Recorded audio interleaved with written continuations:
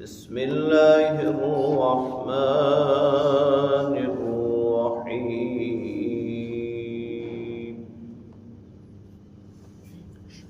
وإذ قلتم يا موسى لن نؤمن لك حتى نرى الله جهرة فأخذتكم الصاعقة وأنتم تنظرون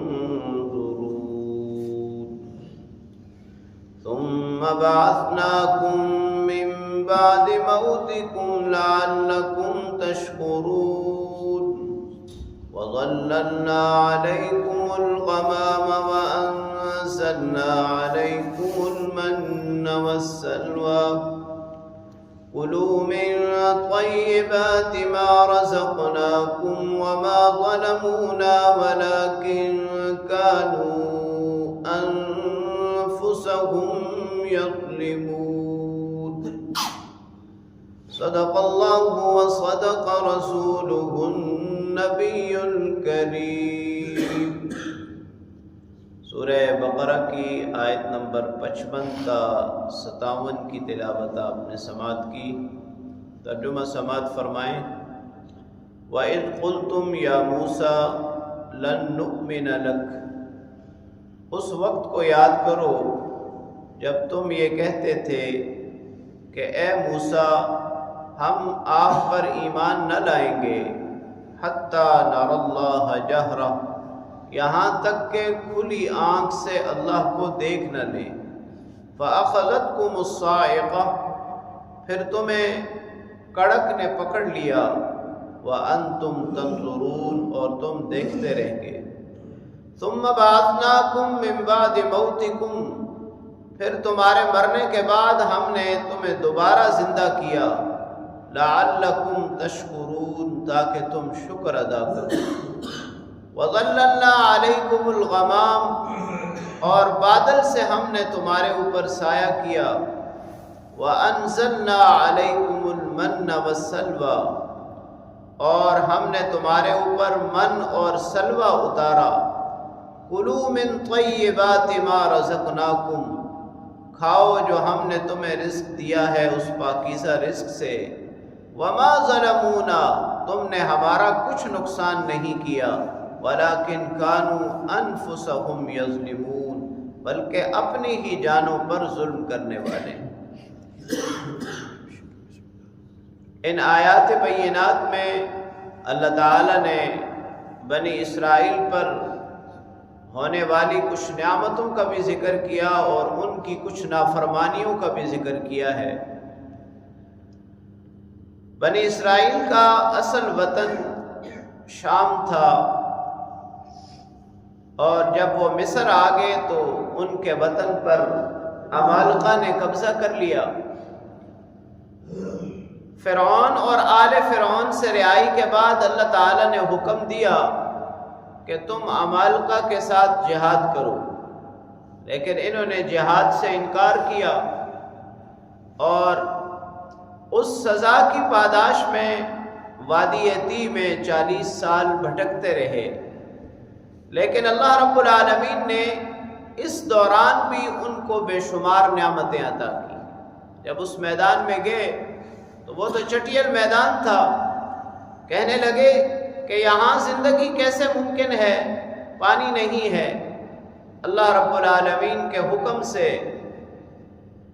آگے آ رہا ہے، موسیٰ علیہ السلام نے اپنا عصا پتھر پر مارا اور اس سے 12 چشمے پھوٹ پڑے۔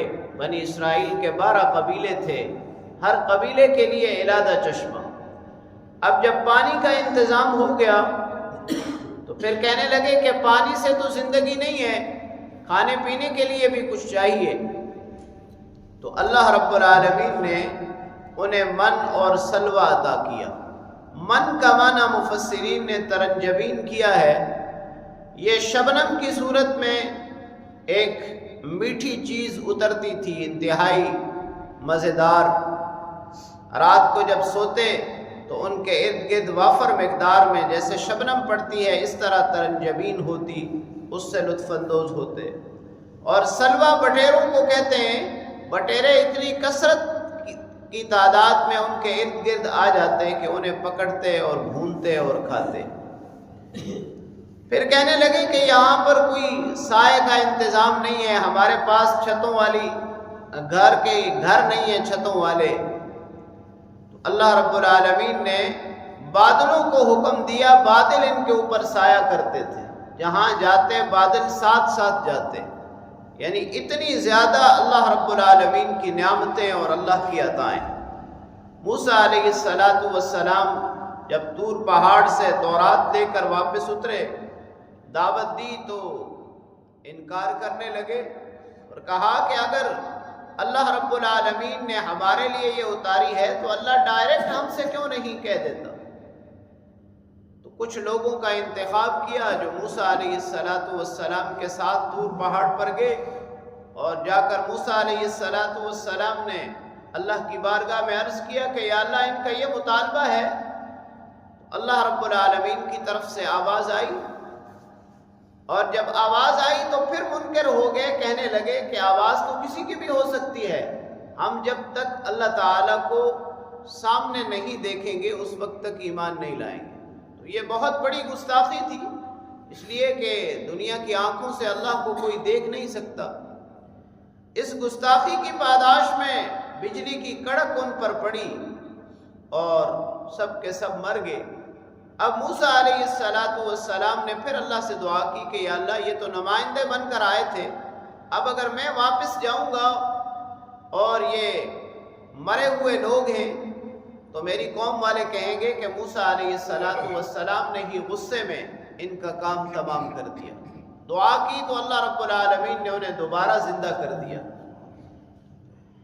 تو یہ بے شمار نعمتیں یہود مدینہ کو یاد دلائی جا رہی ہیں کہ اگر تم راہ راست پر آ جاؤ اور محمد عربی صلی اللہ علیہ وسلم کا کلمہ پڑھ لو تو اس سے کہیں زیادہ نعمتیں اللہ رب العالمین تمہیں عطا کریں گے۔